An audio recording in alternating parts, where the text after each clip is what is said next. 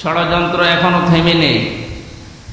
বিভিন্ন কায়দা কৌশলের চেষ্টায় ছিল জালেমেরা, কিন্তু পারে নাই, এখনো পর্যন্ত চালিয়ে যাচ্ছে।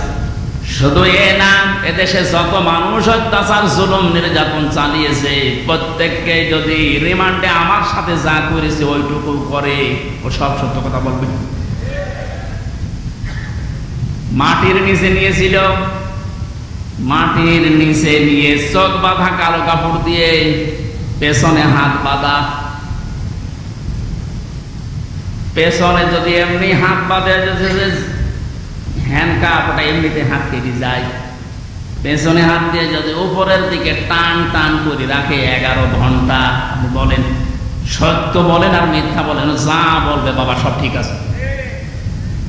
এই জন্য আমি এখন দাবি জানাই, আমার মুখ দিয়ে যারা এরকম উল্টা পাল্টা কথা, আমি তো বলি নাই একটা, ওই 11 ঘন্টা দাঁড় করানোর পরও আমি বলি নাই 10 দিন রিমান্ড, আমি একটা কথাও না, আমি এগুলো করি নাই। আপনি আন্দাজে জোর করে বলাবেন। যে অবস্থায় আমাকে নিয়েছিল, আমার তো এখন মনে হচ্ছে ওই মানুষগুলোকে কাউন্টার টেররিজমে যে যার সন্তানগুলো ছিল, আলেমদেরকে যারা সবচাইতে বেশি কষ্ট দিয়েছে, এই মনিরুল, এই হারুন, আসাদুজ্জামান, আব্দুল মান্নান, আতিকুর রহমান, নাম ধরে বলছে এগুলো মানুষ নামে কলঙ্ক। মানুষ হয়ে কষ্ট দিতে পারে আমি না দেখলে বিশ্বাস করতাম না। 10টা দিন গেছে আমার 10 বছরের মতো, ঘুম তো নেই। আন্দাজে কষ্ট আপনি কেন দিলেন? নিজেরাই মাঝে মাঝে বলা করতে, হুজুর কিছু জানে না, আমরাও জানি। টিপ্পনি কাটতো, একে অন্যের সাথে হাসি তামাশা করতো। আমার নামাজ পর্যন্ত 4 ওয়াক্ত পড়তেই দেয়নি, জোহর, আসর, মাগরিব, আমি ইশারা করি, কারণ আমি জানি না এখন দিন না রাত। এখনো পর্যন্ত জালেমদের পক্ষে যারা সাফাই গাছেন, আমাদের কি দোষ আপনি এটা পাচ্ছেন না? কোন দোষ যদি দেশের জালেমদের না থাকে, শুধুমাত্র আয়না ঘরের বিচার করলো আপনার ফাঁসি হবে। জানেন আয়না ঘর কি? ব্যারিস্টার আজমি, ব্যারিস্টার আরমান, আমান আজমি, আপনি কি জবাব দেবেন তার মা বাবার কাছে, তার স্ত্রীর কাছে, তার ওই ছোট ছোট বাচ্চাদের কাছে কি জবাব দেবেন বলতে পারেন? পারবেন না। এরপরও আপনি মাইকে, এরপরও লাইভ করছেন যে আমার কি অপরাধ, আমি দেশ ত্যাগ করলাম, আমি তো এখনো খুঁজে পাই না। খুঁজে পাচ্ছেন না। কোন দোষ যদি আপনার না থাকে, সবচাইতে বড় দোষে আপনি আয়না ঘর বানিয়েছেন। এটার চাইতে মারাত্মক পৃথিবীতে কোন জুলুম আছে বলে আমি জানি না। একটা জীবিত মানুষকে এদিকে 1.5 হাত, এদিকে 1.5 হাত, ওর মাঝখানে পায়খানা। আমি যেখানে থাকতাম এর মাথার কাছে পায়খানা, এতটুকু জায়গায় 24 ঘন্টা। আর খাবার যা দেয় মনে হচ্ছে 2-3 দিন আগের খাবার, পচা খাবার। খেলে খান, তারা এক বাটির ভেতরে 4-5টা তরকারি দিয়ে দেয়, আবার ডাল দিয়ে দেয়, খান না খান না, আপনি মরে যান, ওদের কোনো অসুবিধা নেই। কারণ কেউ জানে না তো পৃথিবীতেও আছে কিনা। এমন জায়গায় এমন ভয়ঙ্কর, এমনিতেই মানুষ হার্ট ফেল করে মরে যাবে। এই জন্য যারা টপ বটন জড়িত এই জুলুমের সাথে, ওদের কোনো শাস্তি দেওয়ার দরকার নেই। শুধু এই ঘরের ভেতরে 10 দিন একটু আটকিয়ে রাখে, এমনি মরে যাবে। আমাদের তাও সেনায় তো কোরআন ছিল, আমি কোরআন পড়তে পারতাম। ও শয়তানদের তো কোরআন, ও এমনি টেনশন মরে যাবে। এখনো টের পাচ্ছেন না যে আমি কি করেছি, এত যে আমার উপর জনগণ এত খেপলো, আপনি টের পাচ্ছেন না। জালেমরা জাহান্নামে যাবে, তার 1 নম্বর কারণ এরা আল্লাহর মামলার আসামি। এটা আমি বানালাম। সূরা শুরার 42 নম্বর আয়াতে আল্লাহ জানিয়ে দিয়েছেন, ইন্নামাস সাবিলু আলাল্লাযীনা ইউসলিমুনান নাস। অবশ্যই আমি আল্লাহ মামলা দেব তাদের বিরুদ্ধে যারা মানুষ হয়ে মানুষের উপরে জুলুম করছে। সুতরাং 15-17 বছর যারা জুলুম করেছে, আপনি হামজার মামলার আসামি না হলেও আপনি আল্লাহর মামলার আসামি। সাধারণ মানুষ মামলা দিয়েছে দরবেশ বাবার নামে, আনিসুল হকের নামে সাধারণ মানুষ মামলা দিয়েছে, এক গরিব মানুষ। তারপরেও ওই বাংলাদেশে হাজার হাজার লক্ষ উকিল থাকার পরেও এই লোকটার পক্ষে কোনো উকিল এখনো দাঁড়ায়নি। আর আপনি তো সাধারণ মানুষের মামলার আসামি না, আপনি সরাসরি আল্লাহর মামলার আসামি।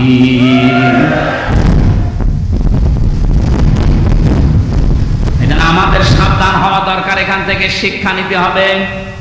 আমরা যেন আবার আল্লাহর এদের জন্য হেদায়েত কামনা করলেও হেদায়েত হবে না, কারণ কোরআন নিষেধ করেছে, আল্লাহু লা ইয়াহদিল কওমাজ জালিমিন। ইয়াহদি এটা মোজারে, বর্তমান ভবিষ্যৎ, প্রেজেন্ট ফিউচার। জালেমদেরকে আল্লাহ হেদায়েত দিচ্ছে না, দেবেও না। এখন যদি আল্লাহ জালেমদের হেদায়েত দেয় তাহলে কোরআন শরীফ মিথ্যা হয়ে যাবে না? এজন্য তো কপাল খারাপ, এর সাথে যারা জড়িত ছিল তাদেরও কপাল খারাপ।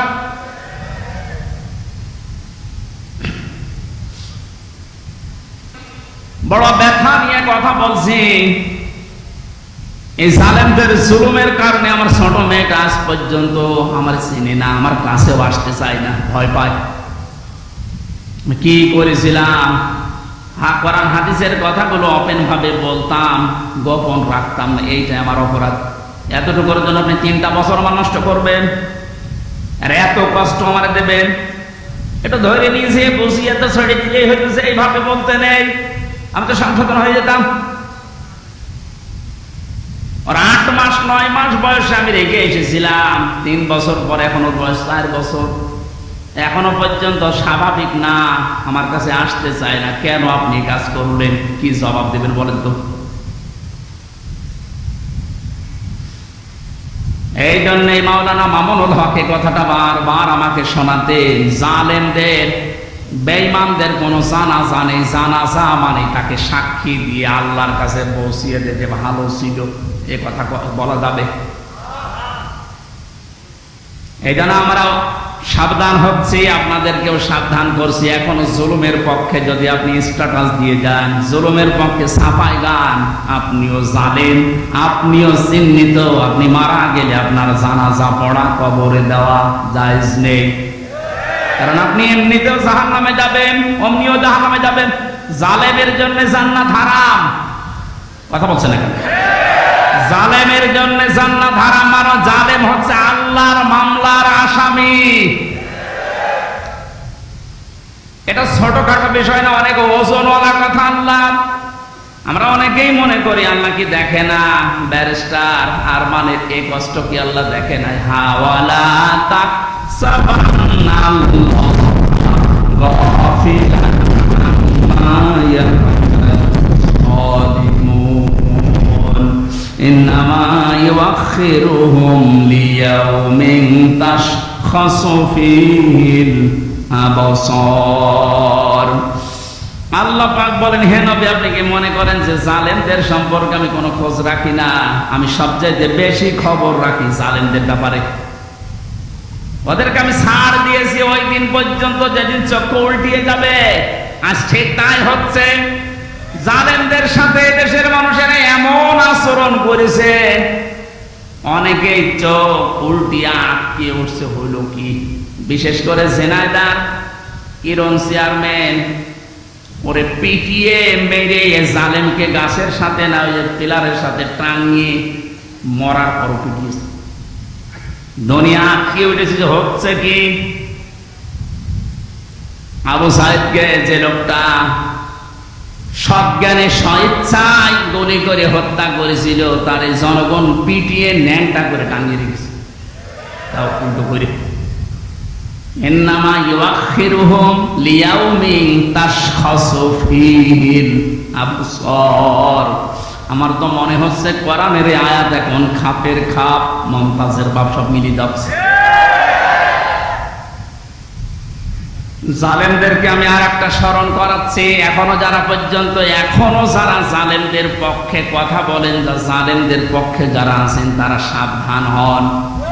কোন জালেম যদি টার্গেট নেয় কোন জায়গায় পৌঁছাতে, আমার আল্লাহ বলেন ওকে আমি ছাড় দিতে দিতে এমন জায়গায় পৌঁছাই, ওই সফলতা পাওয়ার আগে ওর তার আমি কেটে দেই।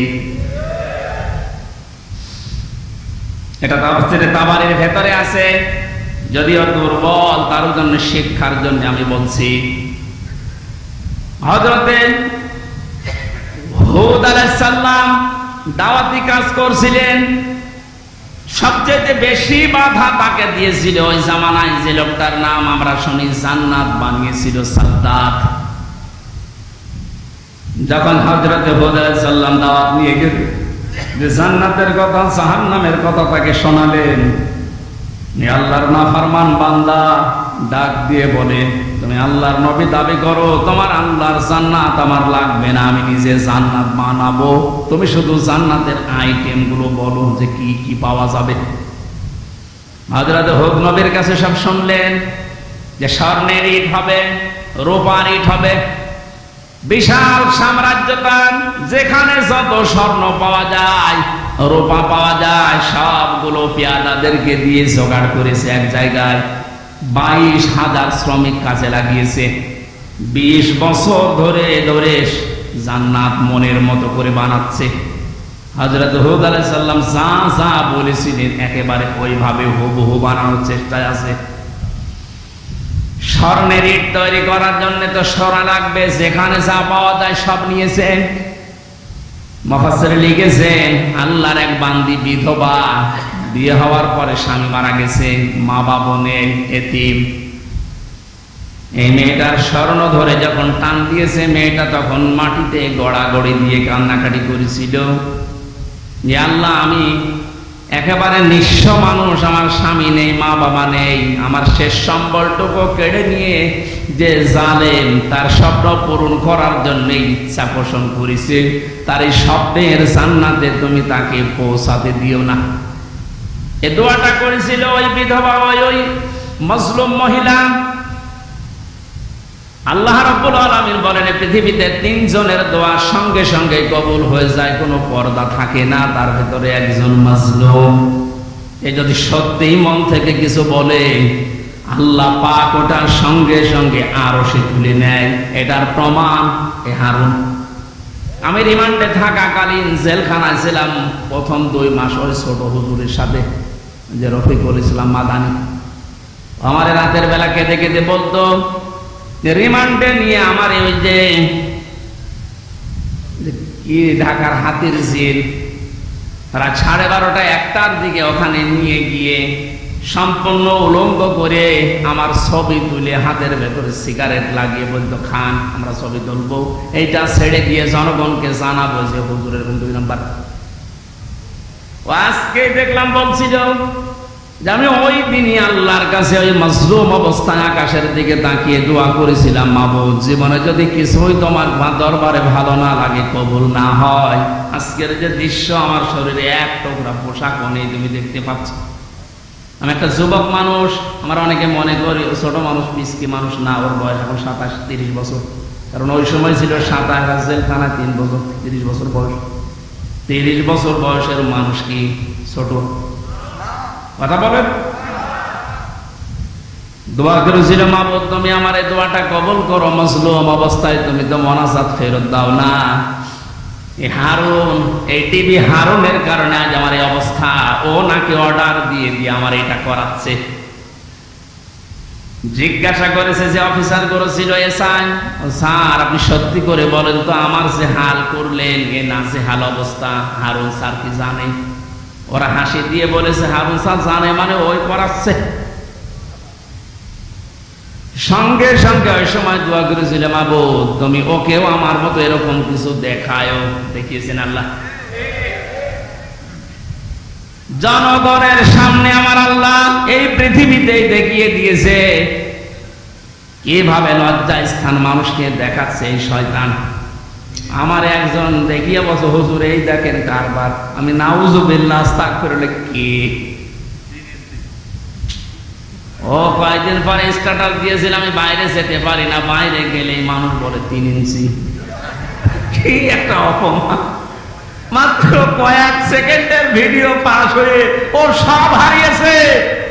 ওর কয়েক সেকেন্ড না, সারা জীবন যেদিন আল্লাহ ফাঁস করবে, এ জালেমের সেদিন কোন উপায় থাকবে? টাকলা মোরাদের মাত্র 6 মিনিট 8 সেকেন্ডে, কি ওর নাম? মাহিয়া মাহিনা কি নাম, এই মহিলার সাথে একটা অডিও রেকর্ড ফাঁস হয়েছিল মাত্র 6 মিনিট 8 সেকেন্ডের। ও সব গেছে। আমার তো মনে হয় এই জালেমদের দলে যারা ছিল এই দেশে, ওদের সহযোগী যারা, এদের হাজার হাজার ভিডিও অডিও রেকর্ড জমা হয়ে আছে। সাংবাদিক ইলিয়াস এখন মাঝে মাঝে ছাড়তেছে। আল্লাহ তার ফেরেশতাদের দিয়ে যেটা রেকর্ড করে রেখেছে অডিও ভিডিও, কিয়ামতের ময়দানে কোটি কোটি মানুষের সামনে ওগুলো আল্লাহ ছাড়বে। 30 সেকেন্ডের ভিডিও যদি 3 ইঞ্চি নাম শোনো, এই 50 বছরের ভিডিও আল্লাহ যেদিন ছেড়ে দেবে পুরাটা, মুখ দেখাতে পারবো না। শেষ পর্যন্ত এই মহিলার দোয়া আল্লাহ এমন ভাবে কবুল করেছিলেন, জান্নাত বানানো কমপ্লিট। শেষ করার পরে ডাক দিয়েছে, এত সিকিউরিটি দিয়ে সাজিয়েছে, একটা পিপিলিকা পর্যন্ত প্রবেশ করার কোনো কায়দা নেই। জান্নাতের গেটে যাওয়ার পরে দেখে একজন ফকির বসে আছে। ফকির ডাক দিয়ে বলে, বাদশাহ আমার সাথে কথা আছে আপনার। রেগে বলছে, তুমি কে? এখানে আসলে কি করে? এখানে তো কোনো মানুষ আসার অনুমতি নেই, কথা যদি বলাই লাগে পরে বলবো, আমি আগে জান্নাত দেখে আসি। ফকির ডাক দিয়ে কানের কাছে মুখ নিয়ে বলছে, বাদশাহ আমি কিন্তু দুনিয়ার সাধারণ ফকির না, আমি আজরাইল। মাথাটা একটু কাত করো ঘোড়া থেকে, আমি কথাটা বলে চলে যাব। কানের কাছে মুখ নিয়ে বলছে, আমি এসেছি তোমার জান কবজ করার জন্য, রেডি হও। ওই সময় বলেছিল, ফেরেশতা একটু সময় দাও, আমি শুধু জান্নাতটা ঘুরে এখানে আসার পরে আমার জানটা নিয়ে নিও। ফেরেশতা ওই সময় বলেছে, কখনোই না। ইদা জাআ আজালুহু লা ইস্তাখিরুনা সাআতান ওয়া লা ইস্তাকদিমুন। আল্লাহ পাক বলেন, এই পৃথিবীতে যখন যার সময় এসে যাবে, 1 সেকেন্ড আগেও তার মরণ হবে না, 1 সেকেন্ড পরেও মরণ হবে না। নির্ধারিত সময় লোকটাকে আল্লাহ বিদায় দিয়ে দেবে। এরপরেও ঘোড়ার পা থেকে জান্নাত পর্যন্ত পৌঁছাতে ও সর্বাত্মক চেষ্টা চালিয়েছিল। আল্লাহর ফেরেশতা ঘোড়া থেকে পা জান্নাতের যে বানানো জান্নাত, ওর চৌকাঠ পর্যন্ত স্পর্শ করার আগেই জান কবজ করে ফেলেছে। মুফাসসিরে আয়াত তাফসীর করতে গিয়ে তিনি কয়েকটা কারণ দিয়েছেন কেন জান্নাতে প্রবেশ করতে পারলো না ওর বানানো। 1 নম্বরে আমি প্রায় এখানে 26টা কারণ পড়েছিলাম, সবগুলো আমার মনেও নেই, কয়েকটা বলছি। প্রথম নাম্বারে কারণ হচ্ছে ওই যে মজলুম মহিলা, যার শেষ সম্বলটুকু কেড়ে জালেম তার স্বপ্ন পূরণ করার জন্য চেষ্টা করেছিল, ওই মহিলার দোয়া আল্লাহ কবুল করে নিয়েছিলেন। রব্বুল আলামিন আমার শেষ সম্বলটুকু যে কেড়ে নিল, ওই জালেম যেন তার বানানো স্বপ্নে প্রবেশ করতে না পারে। আজও হাজার হাজার আবু সাইদ মুগ্ধ, আবু রায়হান সহ কত মানুষের মার বাবা রাতের বেলা চোখের পানি ছেড়ে দিয়ে দোয়া করেছে, আল্লাহ আমার বুকটাতে খালি করে দিল, তাকে তুমি জমিনে জায়গা দিও না। নবীজির কথা 100% সত্য কিনা বলেন তো? উনি যে বলেছিলেন মুসলিমের দোয়া আল্লাহ ফেরত দেয় না, আবু সাইদের মায়ের দোয়া আল্লাহ ফেরত দিয়েছে। বাংলার জমিনে আল্লাহ জায়গা দেয়নি, 1 ইঞ্চি জায়গা তার জন্য এখন আর বৈধ না। যত মামলা এখন শুরু হয়েছে, এভাবে যদি চলতে থাকে 8-10 দিন, আশ্রয় যেখানে নিয়েছে, যারা সুশীল সমাজ আছে দাবি করছে, ওরা বলছে ওই দেশেও তারে আর জায়গা দেবে না, ওখান থেকেও বিদায় দিতে বাধ্য হবে।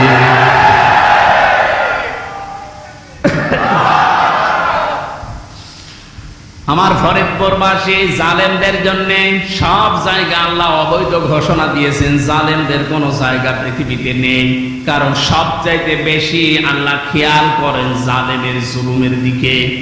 আল্লাহ এত বেশি রাগান্বিত হয়ে যায় জালেমের উপরে, না জানি ওকে 7 তবক আসমানের উপর থেকে ফেলে দিতে পারলে আল্লাহর ভালো লাগে। এই জন্য আমরা সাবধান হব, কোন জালেমের জানাজা কবরে দেওয়া এটা মেকি, এটা ভুয়া হবে। ওদের জন্য জানাজাও জায়েজ নেই, কবরে দেওয়াও জায়েজ নেই। আল্লাহ আমাদেরকে উল্টাপাল্টা কথা যারা বলি, ধারণা করি, অনেক আলেম পর্যন্ত এখন বিভিন্ন জায়গা থেকে টাকা খেয়ে কথা বলছে, আবু সাইদ মুগ্ধ, এরা শহীদ হয়নি। অথচ শহীদদের ব্যাপারে কথা বলা, মুখে অন্তরে ধারণা করাও নিষেধ। এ ঘোষণা কার? আপনারা বানানো মনে হচ্ছে? সূরা বাকারা, সূরা আলে ইমরানের আয়াত দিয়ে আমি দলিল দিয়েছি। মুখ দিয়েও বলবেন না কোনোদিন, অন্তরে ধারণাও করবেন না, কারণ এদের মর্যাদা এত বেশি আল্লাহর দরবারে, যাকে থেকে আল্লাহ শাহাদতের মরণ দেয় না। কত মানুষ চেষ্টা চালাচ্ছে, তারপরও মরতে পারে না। ওয়ালিয়ালামাল্লাহুল্লাযীনা আমানু ওয়া ইয়াত্তাখিযা মিনকুম শুহাদা আল্লাহু লা ইউহিব্বুজ জালিমিন। সূরা আলে ইমরানের 140 নম্বর আয়াতের শেষের দিকে আছে, আল্লাহ রাব্বুল আলামিন বলেন, আমি যার জীবন যৌবন পছন্দ করি, ভালোবাসি, এই মানুষকে আমি আল্লাহ শাহাদতের মরণ দিয়ে ধন্য করি। জোরে বলেন সুবহানাল্লাহ। শহীদ আবু সাইদ সাধারণ মনে হচ্ছে না, ওই ইসলামী আন্দোলনের একজন কর্মী ছিল। তাই একনিষ্ঠ কর্মী ছিল। এখন খোঁজ খবর নিয়ে যেটা দেখা যাচ্ছে, তার মানে জীবনে এমন কাজে আঞ্জাম দিয়েছে, রাতের বেলা তার তাহাজ্জুদের নামাজ, চোখের পানি আল্লাহর দরবারে মনে হয় মঞ্জুর হয়েছে। সাধারণ ভাবে মরণ দেয়নি, আল্লাহ শাহাদতের মরণ জালেমের সামনে আল্লাহ দিয়েছেন। আয়াতের শেষের কথা ছিল, আল্লাহু লা ইউহিব্বুজ জালিমিন, আল্লাহ জালেমদেরকে ভালোবাসছেন না, বাসবেনও না। জোরে বলেন নাউজুবিল্লাহ। এখানে আহ্বান জানাচ্ছি, হাতে পায়ে ধরে বলছি, এখনো যারা জালেমদের পক্ষে আছেন, সাফায় গান, নিজের পায়ে নিজে কোড়াল মারবেন না, ফিরে আসেন। জালেমদের কোন জায়গা কিয়ামত পর্যন্ত এ জমিনে আর হবে না। আল্লাহ আমাদেরকে জালেমদের বিষয়গুলো বোঝার তৌফিক দিন। দরুদ পড়ছি নবীজির উপরে সাল্লাল্লাহু আলাইহি ওয়াসাল্লাম। কোরআনে কারীম থেকে আমরা দুইটা সূরা পড়েছি, সূরা আলাম নাশরাহ এবং সূরা নাসর। আমরা তাফসীর আকারে কথা বলবো, যেহেতু এখানে লেখা আছে। আপনারা আছেন তো? বিজয় পেয়েছে অনেকেই মনে করছে কি না কি হনরে হনুমান হয়ে যাচ্ছেন না, কি করা লাগবে কোরআন থেকে শুনে। জবান ছেড়ে কোরআনের আয়াতগুলো আগে একটু পড়েন। আউযু বিল্লাহি মিনাশ শাইতানির রাজীম। বিসমিল্লাহির রহমানির রহিম।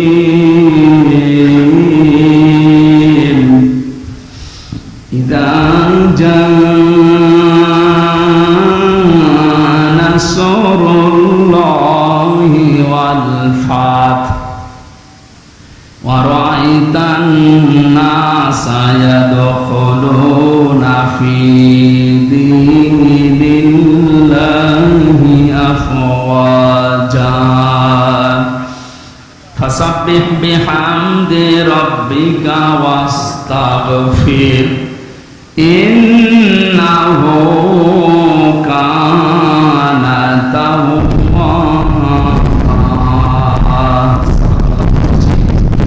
বলেন তো, কোরআনে 3 আয়াত বিশিষ্ট 3টা সূরা আছে, আসর, নসর আর কাউসার। আমরা অনেকে মনে করি সূরা কাউসারের 3 আয়াত আর বাকি আয়াতে না। 3টা সূরা 3 আয়াত বিশিষ্ট, আসর, নসর, কাউসার। তার ভেতরে একটা পড়েছি, এটা তেলাওয়াত শুদ্ধ অনেকের হয় না, নামাজে কিন্তু এই সূরাটা অনেকে পড়ে। নুন সোয়াদ র, নাসর মানে সাহায্য, আর নুন সিন র, নাসর মানে ঈগল পাখি। এই জন্য তেলাওয়াত যখন করবেন সোয়াদ উচ্চারণটা মকবুল করা লাগে। আল্লাহ পাক জানিয়েছেন, ইযা জাআ নাসরুল্লাহি ওয়াল ফাত, যখন আসবে আল্লাহর সাহায্য, হে নবী আপনি তখন বিজয় দেখতে পাবেন। আল্লাহ এমনি তো জালেমকে বিদায় দেয়নি। বহু মানুষের এই শব্দ লোকিয়ে আছে, বহু মানুষের চোখের পানি, বুক ফাটা পানি, হাজারো মানুষের এগুলো জমা হয়ে আছে। আল্লাহ একবারে সব ছেড়ে দিয়েছে। পাপ যখন একেবারে শের পুজে গেছে, পরিপূর্ণ হয়ে গেছে, আল্লাহ বলেন ইন্না বাদশা রব্বিকা লাশাদীদ, আমি ধরি না, কিন্তু ধরলে আমি আর ছাড়ি না। আল্লাহ যখন ধরেছে আর কিন্তু ছাড় নেই, কারণ এখন আল্লাহর সাহায্য এসে গেছে, বিজয় আমরা এখন দেখতে পাচ্ছি। আয়াতের পরবর্তী আয়াতটা এখন আমরা দেখতে চাই। অরাআইতান নাস ইয়াদখুলুনা ফি দীনিল্লাহ, হে নবী আপনি যখন দেখবেন আল্লাহর সাহায্য চলে এসেছে, তখন বিজয় দেখতে পাবেন, দলে দলে মানুষ ইসলামে প্রবেশ করছে। আজ আমাদের এই দেশে কিন্তু এই দৃশ্য আমরা এখন অলরেডি দেখতে পাচ্ছি। দলমত এখন আর নেই, সবাই এখন দলে দলে পালে পালে ইসলামে প্রবেশ করছে, বিশেষ করে ইসলামী আন্দোলনে। এই যে শব্দটা কি ছিল, ফি দীনিল্লাহ, দিন কার? আল্লাহর দিনের ভেতরে। দিন কার? দিন আমাদের। কথা বলেন, দিন মুহাম্মদ রাসূলুল্লাহ। কার দিন? আমরা কি না, আমরা দিনের খাদেম, আমরা দিনের মালিক না, আমরা দিনের কি খাদেম, কামলা, জন, মনীষ, এই লেবার যাই বলেন, আমরা কেউ দিনের মালিক না। সুতরাং দিনের ভেতরে যারা প্রবেশ করছেন তাদেরকে ওয়েলকাম জানাচ্ছি, কারণ দিনের মালিক কে বলেন তো? আমরা কি খাদেম, বলেন কি কামলা, খাদেম, লেবার। আমি এই যে আজকের মাহফিলের যিনি আমার ডান পাশে আছে, অধ্যাপক নজরুল ইসলামের বাবা, উনি যদি বলে এই জমিনটা আমার মতো 10 জন মানুষকে বলছে আপনারা ধান লাগান, বিকাল 5টায় আপনাদের বেতন দিয়ে দেব। বিকাল 5টা পর্যন্ত আমরা ধান লাগাচ্ছি, আর 10 মিনিট বাকি আছে। কয় মিনিট? বসো। 10 মিনিট পরে বিকালে আমাদের বেতন দিয়ে দেবে। হঠাৎ 10 মিনিট আগেই দেখি 8-10 জন মস্তান এসেছে মোটরসাইকেল নিয়ে, আর সবার হাতে সোনার ছেলেদের এখন যা বের হচ্ছে ওইটা। বিভিন্ন বিশ্ববিদ্যালয়, কলেজ এবং বিভিন্ন জায়গা থেকে সোনার ছেলেরা যা ব্যবহার করতো, এটা এখন বের হচ্ছে না। দিনাজপুরের হাসে দানিশ কলেজ থেকে কয়েকদিন আগে পেয়েছে, আজকে পেয়েছে ইসলামী বিশ্ববিদ্যালয় কুষ্টিয়া থেকে। সোনার ছেলেরা কলম ব্যবহার করতো 1.5 হাত। এইরকম কলম নিয়ে 8-10 জন মস্তান মোটরসাইকেলে এসে বলছে ধান আর লাগানো যাবে না, ধান এখন আমরা তুলে ফেলবো। এখন জমির মালিক তো উনি নেই, আমরা 8-10 জন যারা ধান লাগিয়েছি, কামলা, খাদেম, আমরা যদি বলি ভাই আপনারা ধান তুলবেন, তোলেন, কিন্তু আর 10 মিনিট পরে তোলেন, কারণ আমরা বেতন নিয়ে নিই। 10 মিনিট না হলে উনি বেতন দেবে না, কারণ জমিনও আমাদের না, ধানও আমাদের না। আপনারা তুলে ফেলবেন, আমরা সহ দরকার হয় তুলবো, কিন্তু 10 মিনিট পর। কথা বলেন না? এই 10 মিনিটের আগে যদি আপনারা মাস্তানি করেন, তর্কাতর্কি হবে, কথা কাটাকাটি হবে, রক্তপাত হতে পারে, এমনকি যদি মেরে ফেলা লাগে মেরেও ফেলবো, কারণ আমার বেতন দরকার। এই কথার সাথে আপনারা একমত আছেন না? সহজ ভাবে যেভাবে বুঝলেন যে হ্যাঁ এটা ঠিক, আমার বেতন লাগবে, বিকাল 5টা মানে জীবনের শেষ দিন। কথা বলেন না কেন? এ জমিন কার? দিন কার? আমরা কি? আমরা ধান লাগাতে আসি, এই জমিনে দিন প্রতিষ্ঠার জন্য জান মাল বাজি রেখে মাথার ঘাম পায়ে ফেলে চেষ্টা চালিয়ে যাচ্ছি কি করে দিন কায়েম করা যায়। এখন বিকাল 5টা মানে জীবনের শেষ দিন। এদিন আসার আগে যদি কেউ বাধা দিতে আসে, তর্কাতর্কি হবে, কথা কাটাকাটি হবে, রক্তপাত হবে। এই 17 বছর যা হচ্ছে, এখনো যদি বাধা আসে, যদি মেরে ফেলা লাগে, মেরে ফেলতে আমাদের কোনো বাধা নেই, কারণ আমার বেতন দরকার, আর আমার বেতনের নাম জান্নাত। কথা বলেন। এদেশে যারা সত্যি দিন কায়েমের বিরুদ্ধে অবস্থান নিয়েছে, তার ভেতরে 1 নম্বরে আমার মনে হয় এই অবৈধ বিচারপতি নামে যেটা মানিক, ওর নাম নিতেও আমার ঘৃণা হয়। এ মানুষ নামে একটা যার সন্তান। কে বলেছে ওটার মানুষ? ও কথা বললে ইসলামের বিরুদ্ধে বলে। আর আমরা সূরা নূন কলমের ভেতরে জানি যারা অবৈধ সন্তান পৃথিবীতে যারা সন্তান ওরা কথা বললেই কোরআনের বিরুদ্ধে কথা বলবে। এর কথাবার্তা শোনেন না? আরো টাটকা কিছু শয়তান আছে। আমরা কিন্তু বিকাল 5টা পর্যন্ত এ জমিনে ধান লাগাবো, বাধা দিতে আসলে কিন্তু এখন আর কথা কাটাকাটি না, তর্কাতর্কি না, রক্তপাত না, এখন বিদায় করে দেব। কারণ আমি বেতন এখনো পাইনি। বলেন, বেতন পেয়ে গেলে আমার অসুবিধা নেই, দিন এ জমিনে কায়েম করতেই হবে, এটা ফরজ না, এটা চেষ্টা করা ফরজ। চেষ্টা করে যাব, হলে ভালো, না হলো আমার কোনো লস নেই, আমার বেতন আছে। এখন এতক্ষণ তো কামলাদের কথা বললাম, লেবারের কথা। যিনি মালিক বসে আছে উনি যদি এসে দেখে যা সব ধান তুলে ফেললো, উনি কিছু বলছে না, তার মানে উনি দুর্বল। এই কারণে মনে মনে চিন্তা করবেন, যিনি হয়তো এখন কিছু বলছে না, পেছনে ওনার কোন উদ্দেশ্য আছে। যেই দিন ধরবে গোপনে, বাপ বলার সময় দেবে না। এ জমিনে আজ 53 বছর চেষ্টা চালিয়েছে অনেকে, আল্লাহর খাদেমেরা, আল্লাহর গোলামেরা, কিন্তু পারছে না। আল্লাহর সৃষ্টির ভেতরে যারা অবৈধ সৃষ্টি, তারা চেষ্টা চালিয়ে চালিয়ে নস্যাৎ করে দিচ্ছে বারবার। আমার কুষ্টিয়ার এক গাদ্দার আছে, ওর নাম নিতে আমি ঘৃণা করে যেন নাম নেই না। কথা বললে দেখবেন ইসলামী আন্দোলনের বিরুদ্ধে কথা বলে, কথা বললে একামতের দিনের যারা দায়িত্বে আছে এদের বিরুদ্ধে কথা বলো, কোনো কথা না। অথচ ও যদি আমার সাথে ভোটে দাঁড়ায়, মনে হয় দরবার ফেলত। খয়রাতি নৌকা নিয়ে পাশ করেছিল কয়েকবার, ধরাকে সরা জ্ঞান করে, এখন ইন্দোরের গর্ত খুঁজে পাচ্ছে না। আমার মনে হয় যে অবস্থা কুষ্টিয়ারও, ওরে যদি জনগণ পায় কুকুরের মতো পিটিয়ে বের থাকে।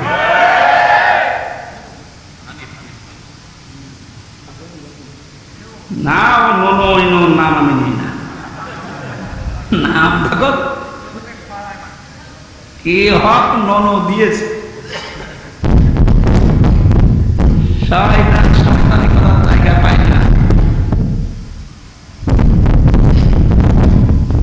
আর একজন বরিশালের আছে, এবার আর একটা মনন নাকি না, মনন না মেনন, মাত্র 4 দিন আগে এদের স্বাধীন হওয়ার, এই 5 তারিখে স্বাধীন হলো না, মানে 4 দিন আগে শয়তানগুলো উঠে পড়ে লেগেছিল একটা জনগণের সেন্টিমেন্ট অন্যদিকে নজর ঘুরিয়ে দিতে, যে এই দেশের ইসলামপন্থী যারা, তাদেরকে নিষিদ্ধ করে দাও। আল্লাহ চিরতরে ওদের নিষিদ্ধ করে দিয়েছে। যেন যুগে যুগে যারা জালেম আসবে তারা যেন শিক্ষা নেয়। ফেরাউনকে আল্লাহ এমনি সটকি দিয়ে রাখে না। আল্লাহ বলেন, ওকে সটকি দিয়ে রাখলাম এই কারণে, যুগে যুগে যারা স্বৈরাচার আসবে তারা যেন ওর লাশ দেখে শিক্ষা নেয়। সুতরাং আজও যারা জালেম, তাদের অবস্থান এই 5 তারিখের পর থেকে যা হয়েছে, এখনো যদি আপনার পরিবর্তন না আসে, শিক্ষা না নেন, আমার মনে হয় আজরাইল আসার আগে আপনারা পরিবর্তন নেই। সুতরাং আমাদের মালিক যিনি, উনি তো জমির মালিক ছিলেন। আমাদের এই জমিনের মালিক কে বলেন তো? উনি এখনো আছে না নেই? আমরা তো কামলাদেরই এই অবস্থা, খাদেমদের এই অবস্থা। যিনি মালিক আছেন উনি কিন্তু দেখছে যে 53 বছরে আমার জমিনে দিন কায়েম হতে দিল না কারা। হয়তো উনি সরাসরি কিছু বলছে না, গোপনে যেদিন ধরবে না, বাপ বলারও সময় পাবেন না। দাড়ি কেটে পালাতে গিয়ে পালাতে পারে না, এতে কত বড় শয়তান। আমি তো মাঝে মাঝে ওর দিকে এখন তাকিয়ে বলছি, আল্লাহ এই শয়তান আমি তো দেখিনি, যদি দেখতাম নম্বরের দিকে মনে হচ্ছে শয়তান, যদি দেখতাম এরকম নাম নিয়ে যাবো দরবেশ বাবা। দরবেশে যদি এই হয়, তাহলে যেগুলো ক্লিন সেভ, ওগুলো চরিত্র কত খারাপ আমি বলি। দরবেশে যদি এই করে, ওর দাড়ি কাটার পরে চিহ্ন দেখে মনে হচ্ছে যে একটা নমো না, কে যেন ডিম মেরেছিল, ডিম না, ওরা আরো কিছু মারা দরকার। ওর ডিম ওই জায়গায় না, বিভিন্ন জায়গায় ডিম দেওয়া দরকার। সুতরাং দিনের ভেতরে যেভাবে দলে দলে পালে পালে আজ মানুষ প্রবেশ করতে আরম্ভ করেছে, ইসলামী আন্দোলন এবং একামতি আন্দোলনের এই কর্মীদের ব্যবহারের কারণে আল্লাহ যেন এটা অব্যাহত রাখেন। আর আইতান নাস, হেনবে আপনি দেখতে পাবেন, এত খোলো না ফি দীনিল্লাহ, মানুষ প্রবেশ করছে, এতক্ষণ এটা মোসারে, বর্তমান ভবিষ্যৎ, প্রেজেন্ট ফিউচার। এখন প্রবেশ করবে, দলে দলে সামনেও প্রবেশ করবে ইনশাআল্লাহ। এটা যদি প্রবেশ করে করে এই 20% এখন আছে ইসলামী সেন্টিমেন্টের মানুষ, এই 5 তারিখ থেকে আজকের এই দিন পর্যন্ত 35% অলরেডি হয়ে গেছে। যেদিন 51% হয়ে যাবে সেই দিন এই দেশে ইসলাম কায়েম, কেউ ঠেকাতে পারবে না। এইটা শোনার পরে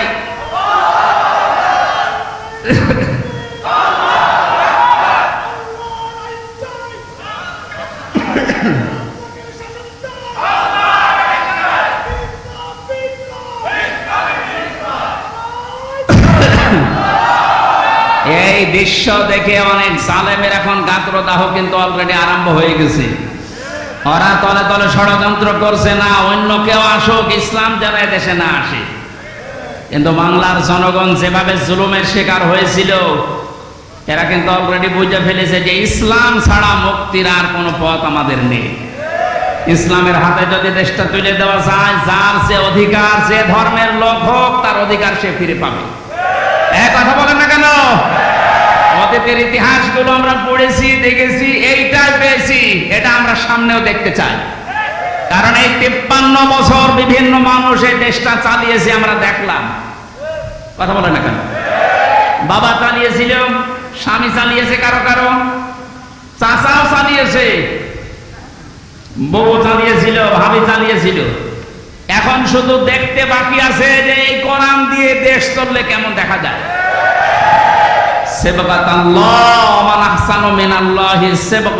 আল্লাহ বলেন, আমি আল্লাহর চাইতে সুন্দর রং পৃথিবীতে কারণে, সুতরাং এই রং দিয়ে যদি দেশটা ইউনিয়ন পরিষদ থেকে সংসদ পর্যন্ত চলে, এটা একটা মিনি জান্নাত হয়ে যাবে।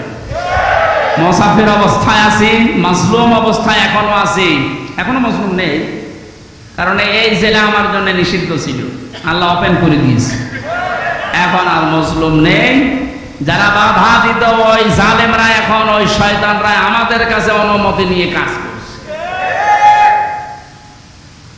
কুষ্টিয়া সহ বাংলাদেশের 64 জেলাতে ইসলাম পন্থীদেরকে আজ যারা জালেমের সহযোগী ছিল, তারা ডাক দিয়ে দিয়ে বলছে, হুজুর কি করা লাগবে বলে। কেন 2 দিন আগে যে উল্টাপাল্টা কথা বলতে, আল্লাহর ভুল ধরতো, এইটাও আমি পেয়েছি, অথচ মুসলমান। আমি কয়েকজনের নাম বললে বলতে পারতাম, আমার মামলার যে আয়ু, এই লোকটার বাড়ি মাদারীপুরে, আসলেই ও মাদারী। এই শয়তানটা আল্লাহর ভুল ধরতো, বলতো আল্লাহর এই কাজ করা ঠিক হয়। ওর ইমান আছে, আর ও মরে গেলে ওর জানাজা কিসের, ওর কবরে কিসের, ওটা পুড়িয়ে ফেলা লাগবে। ওর নাম মিজানুর রহমান, তাতে কি? নাম তো সুন্দর নাম নিয়েছে, অথচ কাজ পুরো উল্টা। আমি আমারটা বলছি কারণ আমারটা আমি ভালো জানি। আমারে ধরার পরে আমার বাবার কাছে বলে 10 লাখ টাকা দেন, নয়তো মামলা দেবো 50টা। মনে হচ্ছে মামলাও বানাবে। কি বিচার চলছিল দেখেন তো। আর প্রতিদিন টিভির সামনে শয়তান বসে বসে বলতো, আমি ন্যায় বিচার কায়েম করছি। কিসের ন্যায় বিচার? আমার একটা ঠুনকো মামলা, মানে মুরগি চুরিও না, মূল্য চুরিও না। মুরগি চুরি করলো সর্বোচ্চ 3 মাস জেল হয়। কয় মাস? আর আমার এই ঠুনকো মামলা দিয়ে সিএমএম কোর্ট, জজ কোর্ট, হাইকোর্ট সহ 30 বার মামলা তোলে, 33 বার মামলা তোলে, না জামিন নেই, ওপরওয়ালার নিষেধ। মনে হচ্ছে যে আল্লাহ নিষেধ করেছে। হাইকোর্টের একটা বিচারপতি যদি বলে আমার কিচ্ছু করার নেই, তোর ওই চেয়ারে বসার সাথে ভ্যান চালানো ভালো না, এরকম অবস্থায় বানিয়ে রেখেছিল প্রত্যেকটি জায়গায়। আর সব মুখ খুলছে। এই অবৈধ আইনমন্ত্রী যেমন পেছনে ডিম দেওয়ার কারণে মুখ খুলে ফেলেছে যে আমি কিচ্ছু করি না, সব হাসিনা করতে বলেছি, সব এরা মুখ খুলবে। আয়না ঘরের দিনে দায়িত্ব ছিল এই শয়তানটা জিয়াউল হাসান, এর এখন ওই জায়গায় রাখা দরকার। ওর বউ, ছেলে, মেয়ে, স্ত্রী, পুত্র সব আলাদা রেখে, ব্যারিস্টার আরমানকে তো 8 বছর রেখেছিল, 8 দিন রেখে এমনি পাগল হয়ে যাবে। আর ও বলে আমি কি করেছি যে আমার এত কষ্ট দিচ্ছি, কি করেছি তুমি টের পাচ্ছ না, তুমি শুধু ফরিদপুরের এই 4 রাস্তার মোড়ে আসো, কি করেছি তোমার দেখাচ্ছি।